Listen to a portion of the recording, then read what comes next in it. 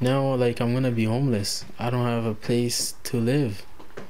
This was my place to live. That's a story City News first brought you last month about a group of men kicked out of a rooming house in Scarborough after fire officials deemed it unsafe to live in. Well, rooming houses are mostly illegal across Toronto, but now the city is looking at whether it's time to change that. At a meeting in Scarborough tonight, staff presented plans for a potential pilot project, but not everyone is keen on the idea.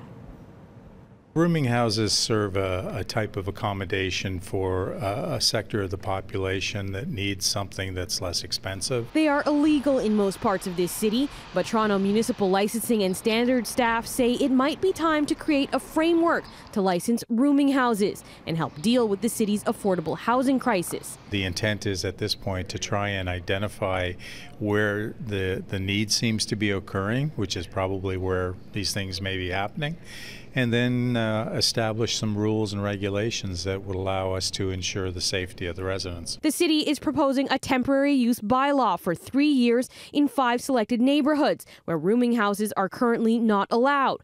4 of those areas are near colleges and universities. If it's not regulated, people don't do anything. There aren't fire extinguishers or other escape routes and things like that. So this way we can inspect them and make sure that it's up to the living standards that we would expect for people. I appreciate that, and I see the support for that. But at the first public meeting at the U of T Scarborough campus, the idea was largely opposed by area homeowners who say they're already dealing with them here. We've got 16 houses on our street that are full of students.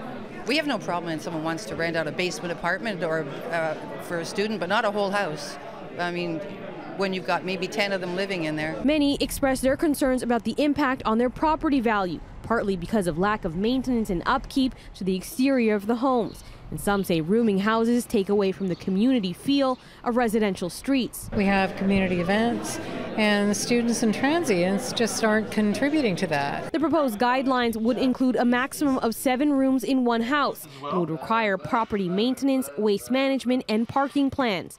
But with the proposed project targeting neighborhoods near post-secondary institutions, some say the onus should be put on the universities to provide housing. As far as I'm concerned, U of T should be given no more building permits until they build student residences. The city says while the areas may be close to schools, students aren't the only ones looking for affordable rentals in Toronto. It's not just students. Students is certainly one of them, but we have seasonal workers that come. We think there's a very large receptor area for new immigrants to Canada, and they may be doubling up and things like that. So we think there are some opportunities in those areas. There are still 5 more community meetings this month, and a report is expected to go to council in the fall where a decision will be made on whether that pilot project will go forward or not.